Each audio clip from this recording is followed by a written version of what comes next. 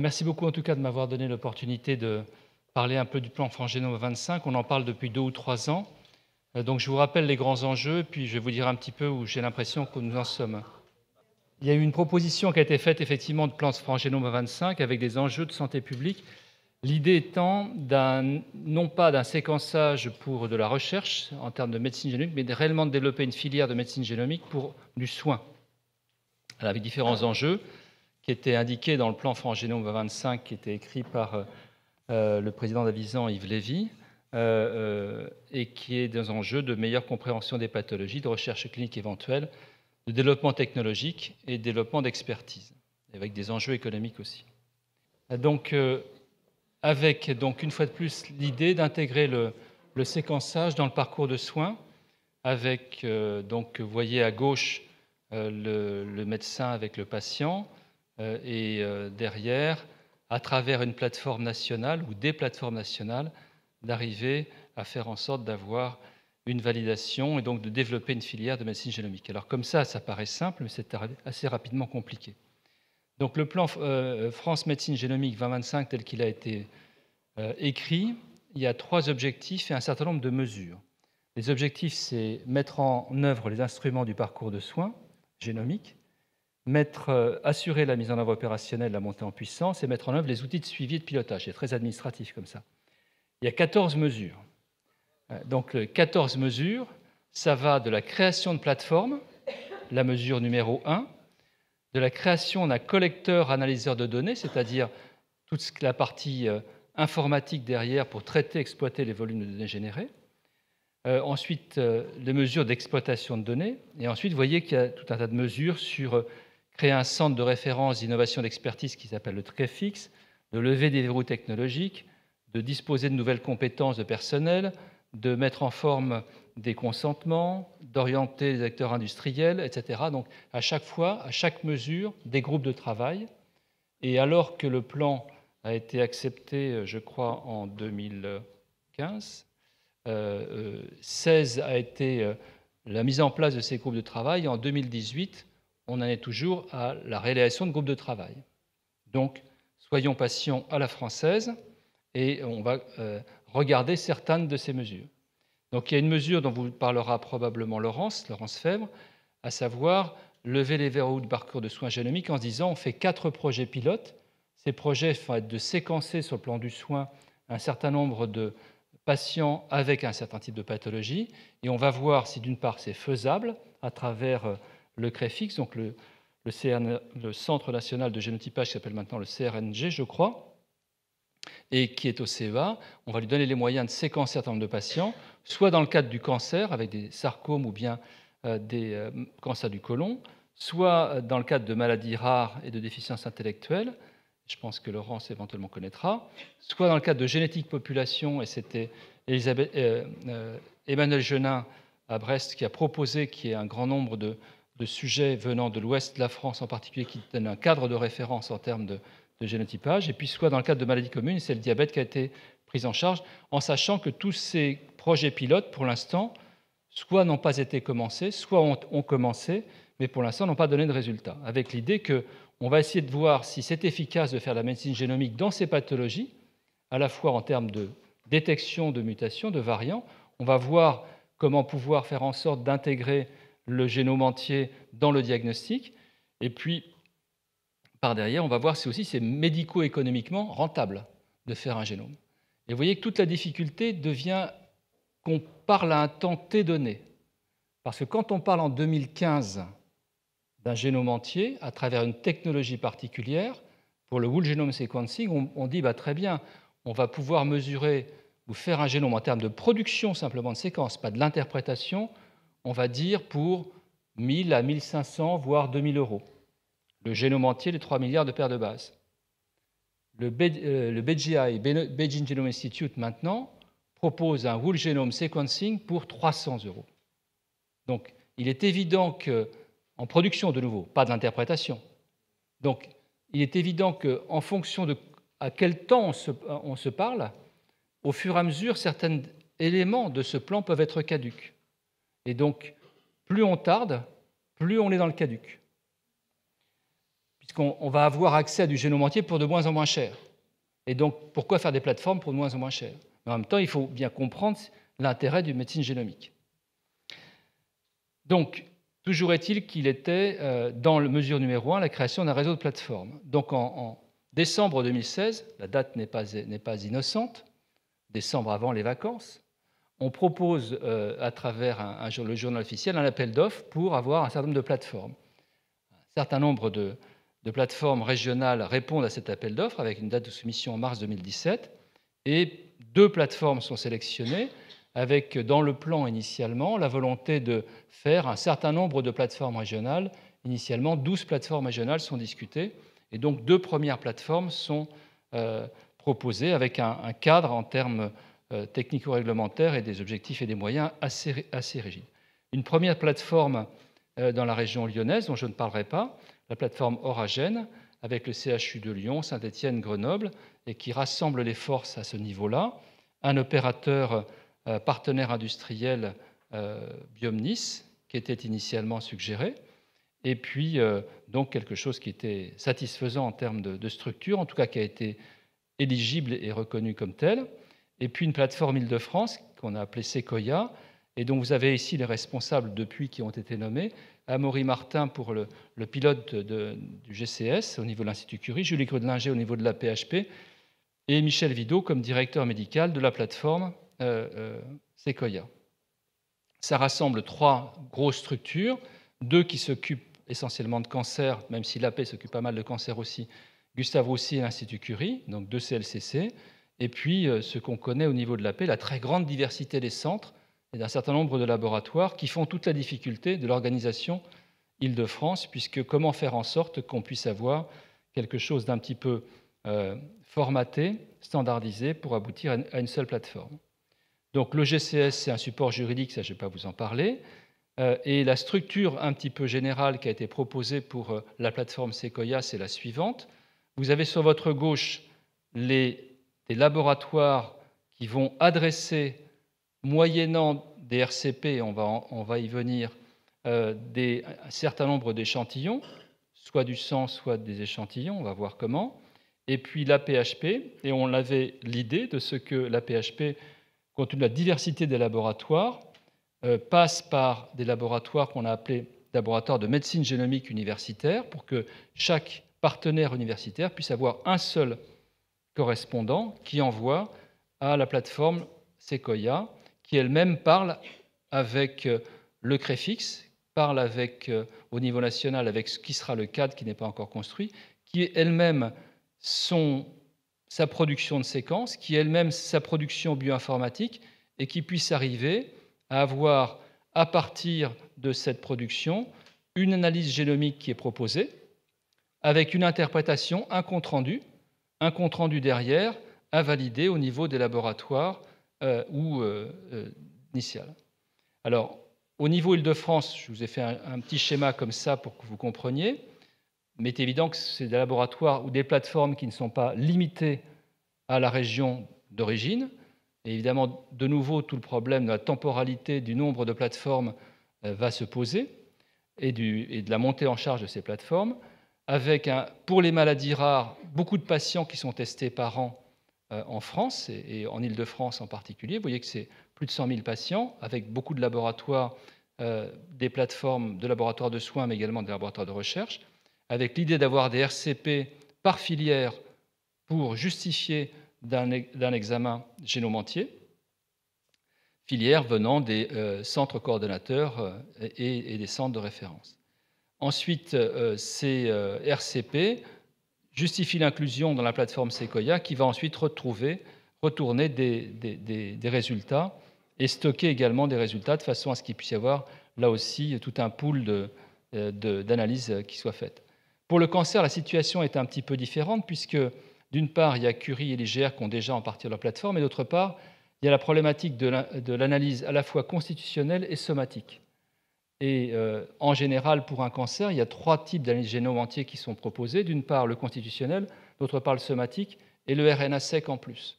Donc ça fait 3 génomes entiers pour un cancer. Donc, et pour cela, pour le cancer, on a la problématique aussi de ce qu'on ne part pas d'ADN périphérique, mais on part de blocs. Donc il faut aussi standardiser les blocs. Donc il faut aussi que des normes soient définies.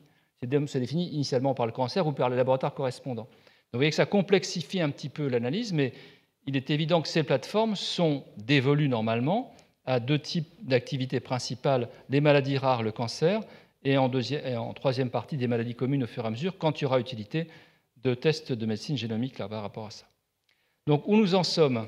Il y a eu beaucoup de réunions depuis 1 an, 2 ans, réunions pour cadrer un petit peu cela, des frottements, un petit peu de difficultés entre la vision des plateformes qui sont élues pour faire en sorte d'avoir une certaine autonomie d'activité et la vision avisant INSERM d'avoir le minimum d'autonomie pour ces plateformes qui doivent être des productions de séquences et qui doivent être dans un cadre extrêmement rigide, à la fois de matériel, humain et d'exploitation. Et donc, ce sont des discussions par rapport à cela, ce qui fait que tout ça a retardé en définitive les financements.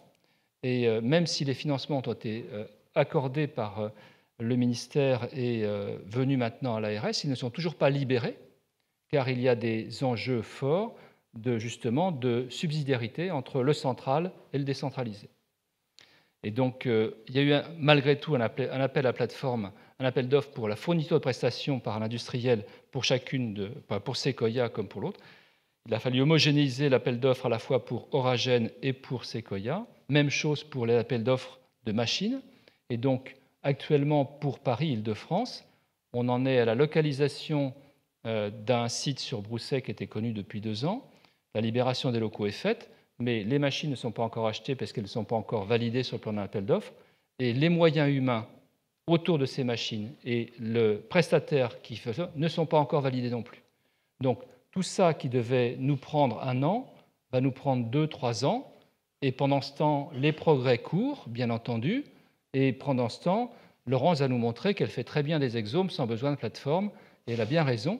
Et en définitive, on va se retrouver à ce qu'on a une plateforme nationale qui, à mon sens, a des plateformes régionales qui ont toutes leurs justifications sur du génome entier parce qu'il y a une masse de données extrêmement importante et qu'il y a une S-bioinformatique avec des logiciels adaptés qui nécessitent une infrastructure importante, mais d'autre part, des regroupements de laboratoires forts pour faire de l'exome entier en routine sur lesquels on pourra regarder les gènes d'intérêt parce que ça coûtera moins cher, parce que si on vous propose de l'exome entier à 200 €, ce n'est pas plus cher que de la capture et qu'en définitive, vous pouvez directement regarder vos 50 gènes d'intérêt pour la pathologie vasculaire ici ou les 100 gènes d'intérêt pour la pathologie du développement là.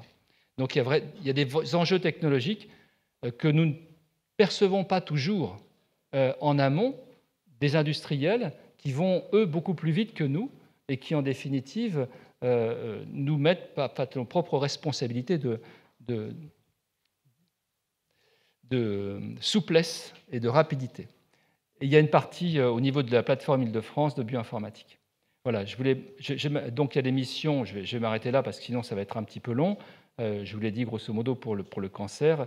Il y a toute la problématique en définitive qui va être extrêmement importante, c'est d'avoir un outil de RCP informatisé qui soit standardisé parmi les différentes filières et qu'on arrête d'envoyer du papier sur 2 ou 3 critères. Il va falloir faire en sorte que, en particulier pour tout diagnostic génétique, mais en particulier pour les génomes entiers, qu'il puisse y avoir des outils standardisés, adaptés, au départ, qui soient standardisés sur le plan informatique, qui soient modulaires, à savoir une partie centrale systématiquement la même, en particulier pour l'identitovigilance, mais qui soit adapté à différents types de pathologies, pour lesquelles les filières doivent s'emparer de ce RCP dans un cadre, et qui fasse en sorte derrière que ce n'est pas au mieux 10 ans qu'on va faire le génome, mais en fonction des critères seuils qui seront définis par les filières.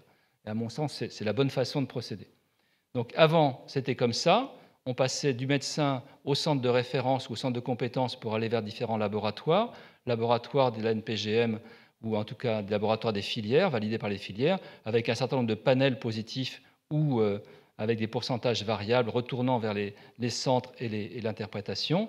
On va aller pour en tout cas le génome entier, vers des validations de RCP filières informatisées et à travers les laboratoires des envois sur la plateforme et qui, plateforme, aura un premier niveau de validation d'interprétation pour ensuite des niveaux de validation et de confirmation sur les laboratoires spécialisés, parce que on ne peut pas, et ça c'est la vision vraiment qui nous oppose entre Avisan et puis les laboratoires de plateforme, ou en tout cas les laboratoires spécialisés que nous sommes, c'est que dans une vision très centralisée, on pourrait imaginer, connaissant pas la génétique, qu'en définitive on fasse du génome entier pour tout, et que l'analyse bioinformatique soit extrêmement performante, aidée par l'intelligence artificielle, et qu'en définitive, on ait le miel bioinformatique qui découle complètement de ces analyses, et que vous puissiez, toi, Guillaume, responsable d'un centre, envoyer un prélèvement,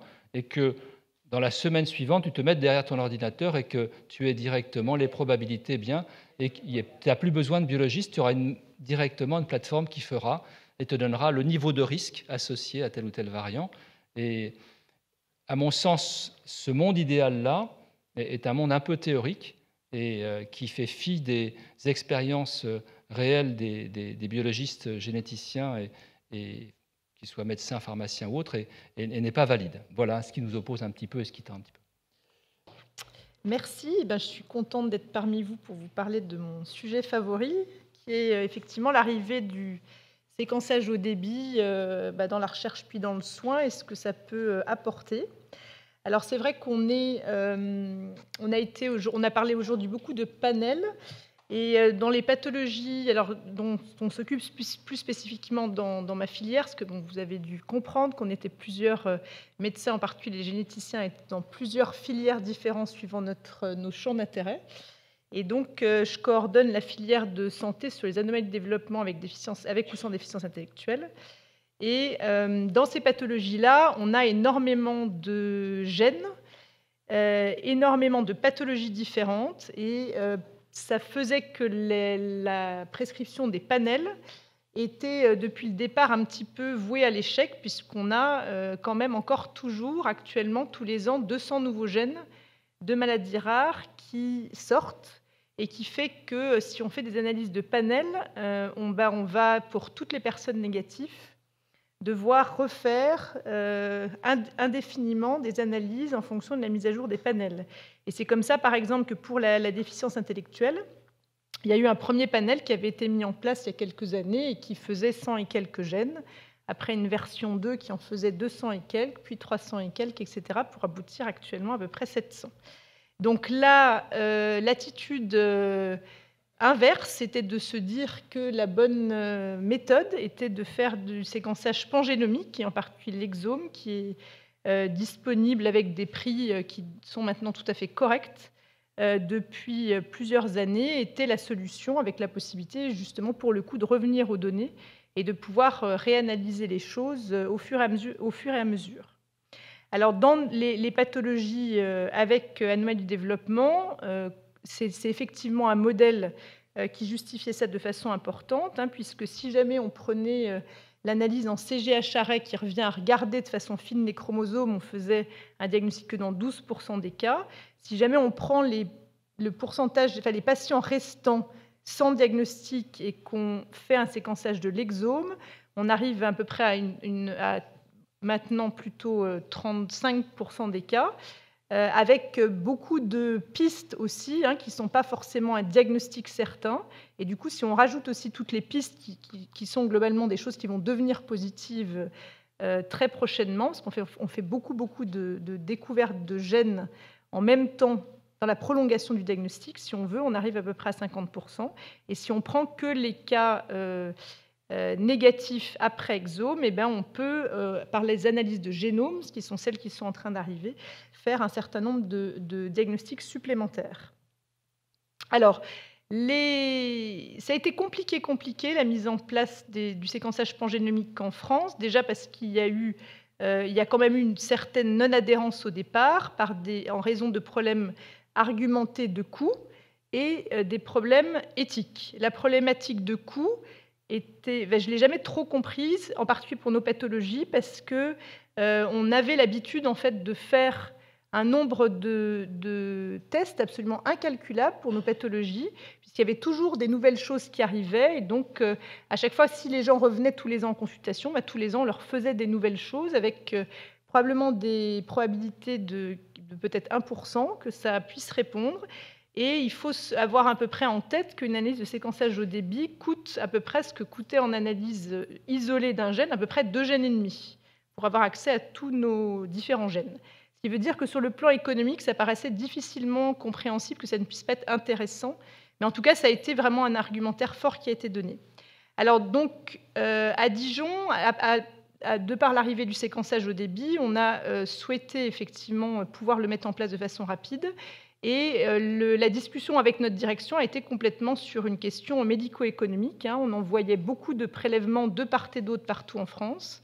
Et donc, la démonstration a été pour eux de leur dire « laissez-nous faire pendant 2 ans, et vous verrez qu'au bout de 2 ans, on va avoir baissé nos coûts d'envoi, et on va du coup coûter moins cher, malgré le fait que l'on va du coup réaliser ces analyses. » Et donc, ça a été effectivement une démonstration facile, et qui fait que maintenant, ça ne pose plus du tout de questions pour notre direction de laisser effectivement réaliser ces analyses, parce que, outre la baisse de coûts, il y a aussi tous les diagnostics supplémentaires que ça a permis, et puis toute la participation au progrès dans la recherche, avec du coup un gros investissement dans le cadre d'une fédération hospitalo-universitaire qui a permis de faire des études médico-économiques, éthiques, pour toutes les différentes questions qui se posaient. Donc la question éthique était surtout autour des données secondaires, donc les choses que l'on pouvait effectivement voir, qui n'étaient pas la question posée initialement, mais c'est quelque chose sur lequel on peut avoir le choix, les médecins comme les patients. Donc le circuit de prescription, on en a déjà un petit peu parlé, ça veut dire qu'on doit évaluer si c'est une bonne indication pour un séquençage au débit. C'est vrai qu'il y a certaines pathologies dans le domaine des maladies rares où les gènes connus donnent un rendement extrêmement important et sont peu nombreux. Il n'est du coup pas logique dans ce cas-là d'aller faire un séquençage pangénomique. Donc on parle surtout de ces indications majeures dans les pathologies du développement.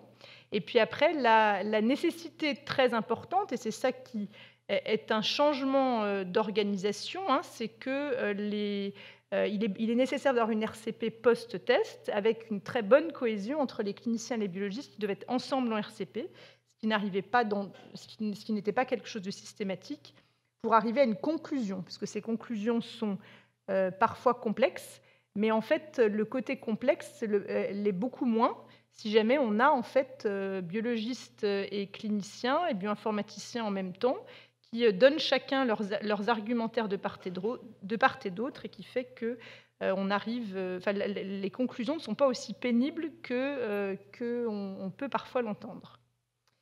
Alors, les différents points de vue qu'il peut y avoir, donc par expérience ou par ce qui est remonté des craintes des uns et des autres.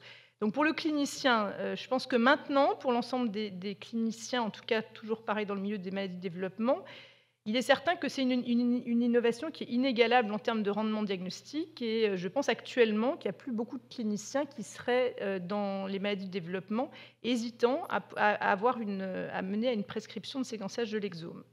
Il y a comme un vrai souci d'inégalité de l'accès à cette innovation, puisqu'on estime à l'heure actuelle qu'il y a probablement que 5% des patients en France qui ont accès à cette innovation, avec très peu de CHU pour lesquels la proposition est systématique pour les patients, beaucoup de CHU avec pas du tout d'accès, et puis une certaine partie un petit peu intermédiaire où il y a eu des enveloppes qui ont été ouvertes pour un certain nombre de patients un petit peu triés. Alors après, les problématiques qui vont se poser, ça va être de façon évidente l'augmentation de l'incertitude. Bon, même si c'était quelque chose qui n'est pas nouveau en génétique, mais la question de savoir ce qu'on doit transmettre à nos patients, est-ce qu'on doit transmettre que ce qui est absolument clair ou aussi ce qui est incertain?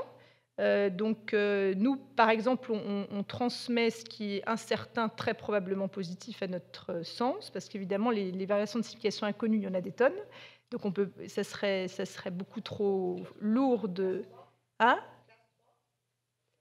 Non, c'est-à-dire que classe 3, quand on est sûr que ça va être monté en classe 4 ou 5, en gros. Et ça, non, mais c'est vrai que c'est pas du tout rare. C'est-à-dire qu'en particulier, on va voir ça, hein, ça c'est vrai en particulier on a beaucoup de gènes, nous, qui viennent d'être découverts, pour lesquels on n'a pas encore atteint la barre, donc qui a été mis à peu près à 5 patients de mutation de novo pour que ce soit un nouveau gène impliqué en pathologie humaine. Et si jamais, en fait, on a, par exemple, le deuxième patient qui est avec un phénotype absolument le même que celui de la littérature, tout ce qui va bien et qu'on rentre le gène dans le gene matcher avec 5 personnes avec qui on est en contact immédiatement, sur le papier, on devra dire que c'est un variant de signification inconnue, alors qu'on sait que la conclusion est là. Jusqu'à ce que la publication sorte pour passer la barre des 5 patients, on n'est pas censé le rendre différemment. Donc ça, c'est des choses qu'on rend aux patients et qui sont, à mon sens, tout à fait, pour lesquelles il n'y a pas de... ça n'a jamais posé de problème dans notre expérience. Donc la question des données incidentales ou secondaires, donc indice incidental, terme qu'on utilise si jamais on tombe dessus sans l'avoir spécifiquement recherché. On ne les rend pas si jamais on n'a pas demandé aux gens s'ils voulaient avoir l'information. On les rend si jamais le consentement spécifié et que les patients ont voulu savoir. Et la question des données secondaires, qui est de savoir si jamais on va regarder une liste précise comprenant des gènes qui sont dits actionnables, donc pouvant entraîner des informations en termes de prise en charge, avec certaines pathologies de la filière FAVA-multi qui sont concernées, hein, comme la maladie de Marfan par exemple. Et c'est quelque chose qui est très très débattu actuellement en France et pour lequel on a un projet de recherche pour essayer de faire avancer les choses. Après, comment on peut expliquer au mieux les résultats? C'est aussi une question que se posent les cliniciens parce que c'est très complexe. Et donc, effectivement, ça a déjà été abordé tout à l'heure. Hein, c'est compliqué potentiellement de pouvoir comprendre. Classiquement, pour quelqu'un qui n'a pas de base de génétique, on pense qu'on a tous le même génome partout. Et si jamais on a une faute d'orthographe dans un gène, c'est forcément que c'est ça. Et donc ça, c'est quelque chose c'est une culture qui va avoir du temps à se mettre à changer. Donc pour nous, les cliniciens, je pense que l'une des problématiques principales, c'est une mise en tension sur le plan éthique entre le droit de savoir du patient et le devoir du médecin de ne pas nuire à son patient. Donc les particularités des consultations, parce qu'après il y a tout le standard bien sûr, hein, c'est qu'en pré-test, il va falloir qu'on prenne le temps d'expliquer les caractéristiques de cet examen pangénomique, parce que si on ne le fait pas, la compréhension des résultats derrière ne va pas avoir beaucoup de sens. Expliquer les différents résultats possibles, positifs, négatifs ou incertains. Et c'est vrai que les incertains sont quand même pas rares, enfin sont même fréquentes. Et informer les possibilités de données incidentales ou secondaires suivant les guidelines du laboratoire. Donc à l'heure actuelle, effectivement, il n'y a pas de recommandations en France là-dessus. Il y a des recommandations européennes qui disent qu'il faut que chaque laboratoire fasse ses propres guidelines. Après, l'animation des cliniciens des RCP pré-test, puisque là, du coup, on est sur une RCP d'indication, et puis la participation aux RCP post-test, qui sont en général organisées par les biologistes, ou en concertation, bien sûr. En post-test, l'organisation de la consultation, elle va varier du coup du résultat que l'on va avoir, et aussi de l'organisation que l'on a, puisqu'il va y avoir effectivement de nouveau une certaine différence entre les équipes qui vont avoir des résultats qui vont être transmis par un autre laboratoire et des équipes qui peuvent avoir rattaché au laboratoire d'innovation une équipe de recherche qui va en fait tout de suite après pouvoir poursuivre sur les résultats incertains. Donc là-dessus, on a une grande différence. De la même façon, on a une différence en fonction des projets de recherche qu'il y aura derrière et des possibilités qu'on aura de pousser sur les résultats négatifs ou incertains. Et c'est vrai qu'à l'heure actuelle, moi, ce que je trouve très confortable dans les consultations par rapport à ce qu'on a connu à un moment donné où on n'avait pas forcément de perspective à donner aux gens quand on n'avait pas de diagnostic, c'est qu'en ce moment, on a toujours plein de choses à proposer. Quand c'est négatif, en exome. Si jamais, par exemple, on n'a fait que le cas index, on peut proposer un séquençage des 2 parents qui peut amener des informations en plus. Si jamais c'est négatif, on a aussi après la perspective de pouvoir inclure les patients dans des projets d'exome, RNA-seq ou autres. Donc il y a quand même des perspectives qu'on puisse le faire en direct ou plus tard.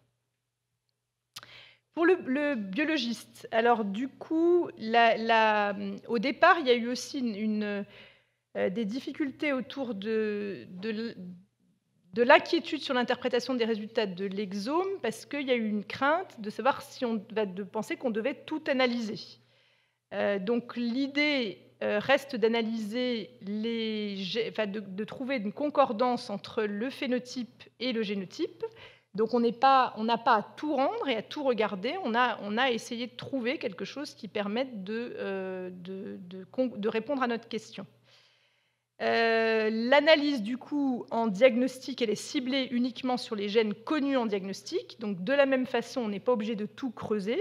Et c'est là où il y a un certain confort, si jamais le laboratoire est rattaché à une équipe de recherche qui va s'intéresser après à la lutte contre l'errance diagnostique, si on veut, parce qu'après, on peut effectivement faire creuser par une équipe avec des choses beaucoup plus poussées, une relecture, recherche. Alors pour le biologiste, ils ont un besoin crucial, mais ça c'est vraiment dans les 2 sens, d'interaction majeure avec le clinicien. Alors c'est vrai que ça c'est plus ou moins simple suivant les équipes. L'interprétation des résultats va être complexe, avec une vraie limite dans la fiabilité qu'on peut mettre dans les bases de données, et c'est important de l'avoir en tête, c'est-à-dire qu'on ne doit pas, c'est pas parce qu'une mutation est dite pathogène dans ClinVar qu'il va falloir dire qu'elle le soit, parce qu'il y a des vraies erreurs, des problématiques de mise à jour plus qu'autre chose.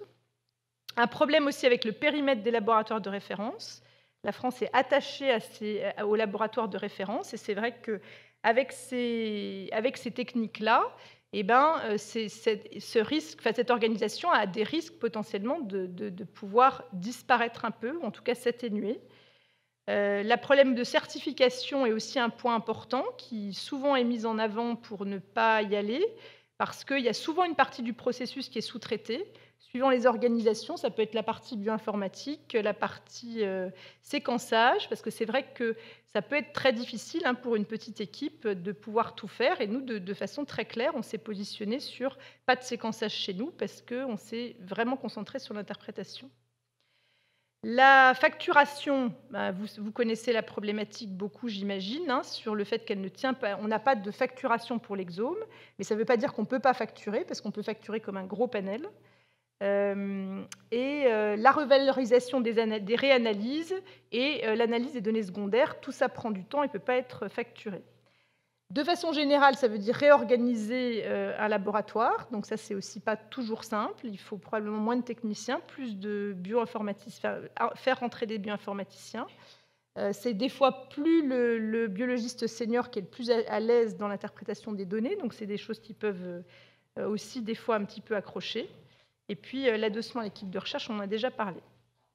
Donc l'apport évident par rapport au panel, on en a déjà un petit peu parlé, c'est la réanalyse. Et donc vous voyez là que, par exemple, si on prend les patients qu'on a séquencés la première année, on va avoir, de par l'arrivée des nouveaux gènes, une augmentation à peu près de 7% supplémentaire par an en réanalysant uniquement avec les nouveaux gènes qui sont sortis en pathologie humaine. Et puis la perspective de plusieurs projets de recherche pour la suite.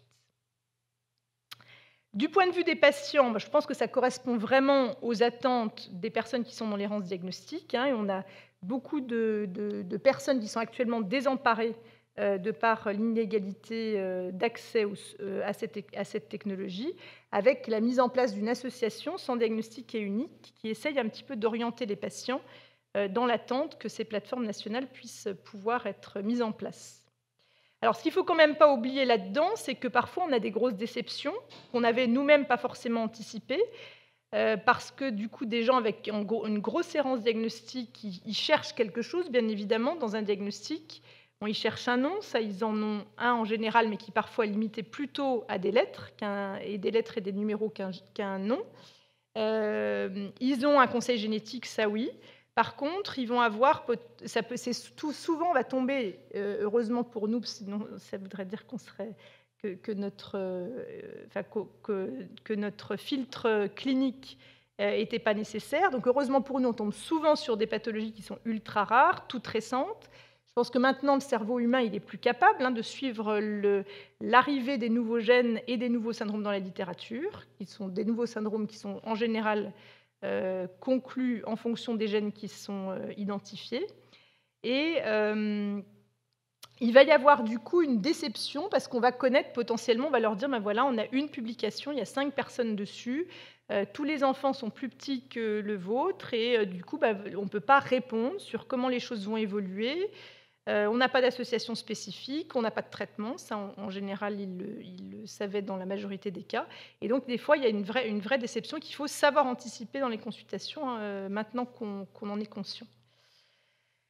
Les patients sont, dans les études que l'on a pu faire, demandeurs de maximum d'informations. Ils souhaiteraient avoir en fait potentiellement une liste de variations de signification inconnues, même ceux qui ne seraient pas forcément très probables.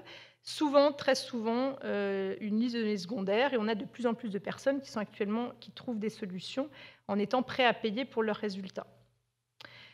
Donc, pour faire avancer les choses, des études de recherche sont évidemment hyper nécessaires. Donc, il y a 2 études que l'on mène, un programme de recherche médico-économique qui compare le bilan classique versus le panel versus l'exome et probablement versus le génome en parallèle du projet pilote déficience intellectuelle, pour voir un petit peu l'apport de chacun et les coûts associés. Et puis un autre projet de recherche dans le cadre du PREPS, autour des données secondaires, et là pour avoir un vrai recul, c'est-à-dire des données secondaires pour lesquelles on va suivre les personnes après les résultats. Parce que la littérature actuellement regorge d'articles qui nous expliquent que tout le monde veut savoir dans la population générale, pour les personnes concernées, mais ce n'est pas des personnes qui sont en situation d'avoir un séquençage. Donc là, on a inclus quasiment tout le monde déjà dans l'étude, on confirme le fait que même en situation concernée, quasiment tout le monde veut avoir accès aux données secondaires. Mais par contre, ce qu'on ne sait pas, c'est les conséquences après des résultats. Et donc, il va y avoir effectivement un suivi au moment des résultats à 6 mois et à 1 an pour voir ce que ça a découlé pour eux en termes de retour psychologique, organisation des soins, etc. Alors, quel rôle peuvent avoir les filières là-dessus? Et puis, quel rôle en particulier pour Favamulti? Alors, en lien avec ce que disait tout à l'heure Xavier sur les indications de test et le circuit de prescription, même si, quelque part, je pense qu'effectivement, les filières devraient avoir un rôle là-dessus, mais actuellement, c'est très ambigu, mais comme les différentes choses qui ont été missionnées, parce que, en fait, les filières n'ont pas du tout, à l'heure actuelle, été encore missionnées pour s'occuper de ces indications. Quand on écoute effectivement les personnes qui s'occupent du plan ou des plateformes disent que c'est du côté des filières, et quand on demande à la DGOS de faire des réunions interfilières pour parler de ça, ils disent qu'ils n'ont pas été du tout missionnés pour que les filières s'occupent de ça. Donc pour l'instant, les filières ne s'en occupent pas complètement vraiment encore, mais à l'heure actuelle, on est en train de proposer une réunion interfilière, donc le 28 septembre, pour pouvoir quand même en parler, même si on n'a pas été encore missionné pour. Donc pour Favamulti, c'est vrai qu'il y a quand même dans les pathologies dont s'occupe la filière, les panels sont quand même très souvent positifs dans la majorité des cas. Et donc ça semble potentiellement raisonnable, ça semble à mon sens raisonnable de continuer sur une démarche de panel en première intention. Mais il va falloir effectivement après définir les indications de quand il y aura nécessité de faire un séquençage pangénomique. Si on prend par exemple une histoire familiale de dilatation et dissection aortique, panel négatif, et quand est-ce qu'on décidera d'aller au pangénomique? Dans tous les cas, sur certains critères. Pour le syndromique, je pense que ça me semble complètement incontournable d'y aller, et probablement dans le syndromique, disons qu'il ne ferait pas Marfan ou Loïs-Dietz, je pense que potentiellement ça pourrait être en première intention. Et étant donné que les pathologies, les panels sont en première intention, probablement qu'il pourrait y avoir des RCP à un échelon national pour des discussions d'indications pré-test et post-test. Ce qui ne sera pas du tout envisageable, par exemple, dans notre filière, puisqu'on aura beaucoup trop de prescriptions et les RCP devront être discutés au moins en interrégional, si ce n'est pas en régional. Et puis après, pour Favamulti, il y a aussi un vrai rôle à jouer, comme pour Cardiogène, dans la contribution à l'interprétation des données secondaires en tant que laboratoire expert, même si c'est vrai que c'est quelque chose qui des fois cristallise un peu, mais je pense que c'est quelque chose, en tout cas, tant qu'il n'y aura pas encore de décision et qu'il y aura des études à faire dessus, je pense que c'est important de le faire. Alors, on avait réalisé le 17 avril 2017, dans le cadre de notre 3e jeudi de génétique, un début de réflexion sur l'évolution du rôle du généticien clinicien et la place du coup des spécialistes en lien avec l'arrivée des plateformes et les nouvelles technologies. Et ça avait été initié suite à un travail qui avait été mené en Angleterre sur le même thème. Et vous pouvez quand même remarquer que c'est arrivé du coup chez nous 2 ans et demi après les Anglais. Donc c'est pour qui est bien en rapport avec la retard certain. Et c'est vrai qu'en 2014, on n'aurait pas du tout pu être prêt pour qu'un type de réunion comme ça ait lieu en France. Donc il y a eu des questionnaires qui ont été lancés auprès des généticiens cliniciens de France, Belgique et de l'ERN pour comparer un petit peu les choses. On a donc un questionnaire pour les généticiens biologistes, un questionnaire pour les spécialistes qui a été relayé par les filières de santé et un questionnaire pour les patients. Donc on a abouti au fait qu'il pouvait y avoir potentiellement 2 organisations qui pourraient potentiellement exister. C'est vrai qu'à l'heure actuelle, il y avait essentiellement du coup des patients qui étaient vus par l'équipe de génétique, avec des RCP qui étaient organisés avec les spécialistes, et la prescription se faisait du coup dans le cadre de l'équipe de génétique. Il est potentiellement possible que cette organisation soit rendue potentiellement, dans certains domaines, pas si simple, de par les demandes qu'il pourrait y avoir, et par le fait qu'il y a dans certaines villes des équipes qui se sont spécialisées dans certaines disciplines, par exemple en cardiogénétique, en neurogénétique, et qui avaient de façon générale déjà effectivement pris l'habitude de pouvoir prescrire les tests. Dans ces situations-là, on conseille fortement qu'il puisse y avoir un conseiller en génétique dépendant de l'équipe de génétique mobile qui puisse aller aider les spécialistes dans l'explication aux patients et la prescription, parce que vous avez vu qu'il y a quand même beaucoup de contraintes, et il y a quand même une vraie demande de la part, une vraie alerte de la part des équipes de génétique par rapport au pangénomique, et qui pensent que ce que je rejoins, que les tests pangénomiques devront être prescrits uniquement par les généticiens. Et pour le coup, les analyses de panel préalables pourraient, quand les équipes en fait savent gérer les prescriptions, éventuellement être faites en lien avec l'équipe de génétique. Donc les craintes principales de ces tests, de façon générale, que ce soit pour les spécialistes, pour les patients ou pour les généticiens, c'était que les difficultés à expliquer l'étendue des informations à délivrer, le fait d'oublier potentiellement les implications pour les autres membres de la famille au moment des résultats, le fait de ne pas prendre assez de temps pour les explications sur les implications et les conséquences des tests. Donc c'est vrai qu'on a des consultations qui durent en général 45 minutes à 1 heure, et ce qui n'est pas forcément facile à intégrer dans une consultation où il y a déjà d'autres choses à traiter. Et puis la question des données secondaires, et puis il y en a d'autres mais qui venaient moins fréquemment. Alors du coup, en fonction, est-ce que j'ai 3 minutes de plus pour montrer 3 exemples ou pas? Oui. Bon, après, c'est des exemples du coup que j'ai ciblés sur des pathologies qui peuvent être traitées, prises en charge au sein de la filière.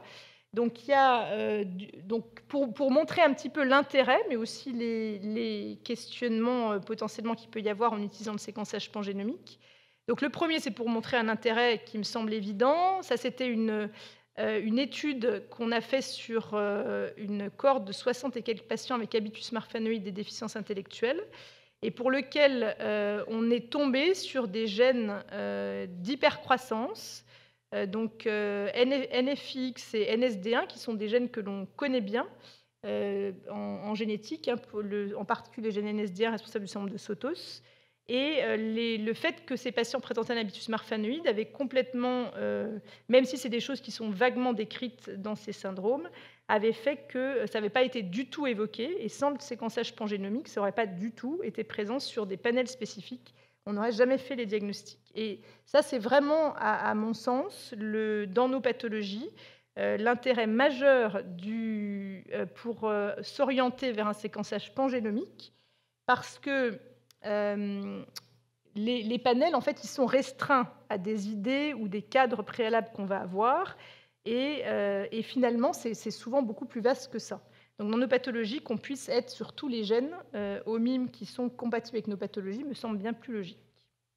Après, une limite, mais une limite qui est quand même malgré tout quelque chose qui fait avancer potentiellement les choses.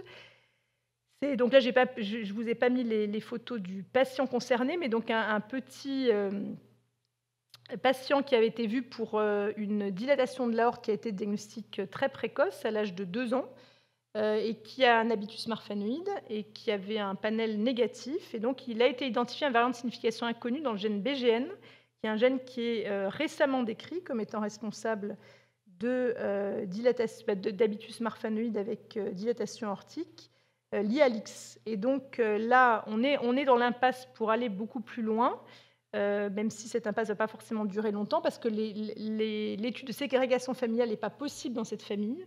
Il n'y a pas eu d'autres apparentés, d'autres garçons informatifs potentiellement qui pouvaient être prélevés, et une mésentente de la famille qui a fait qu'on n'a pas pu continuer, et probablement qui va être levé par des études fonctionnelles.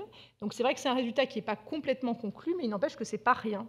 Et c'est quand même une perspective qui peut-être va tomber à l'eau, peut-être va arriver sur un résultat positif, mais c'est des dynamiques qui me semblent intéressantes tant qu'on sait bien les expliquer.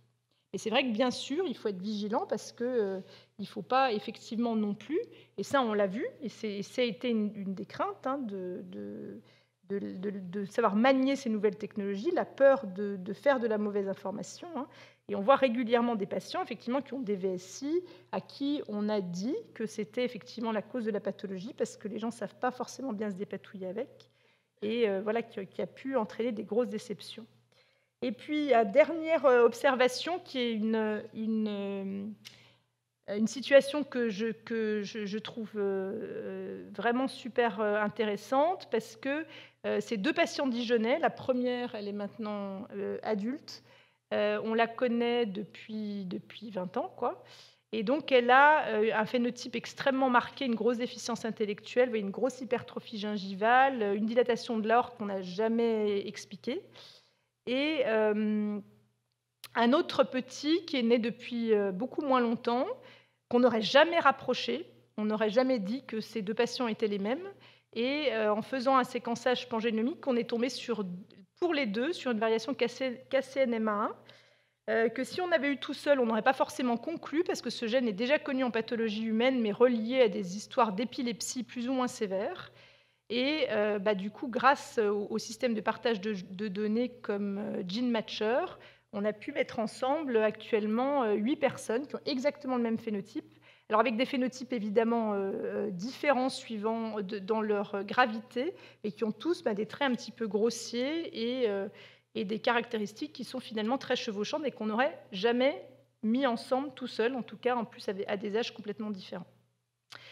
Donc voilà, j'en ai fini là. Je vous ai mis 2-3 petites images, parce que donc si jamais il y avait des personnes qui voudraient avoir des explications sur ce que c'est que le séquençage de l'exome, on a fait un petit film donc, qui est disponible sur YouTube, qui permet d'expliquer ça de façon assez simple et qu'on remet aux patients qui souhaitent avoir des informations complémentaires après les consultations, et puis aussi pour les cliniciens, un guide sur la consultation de médecine génomique qu'on a fait au niveau de la filière. Voilà, et je vous remercie.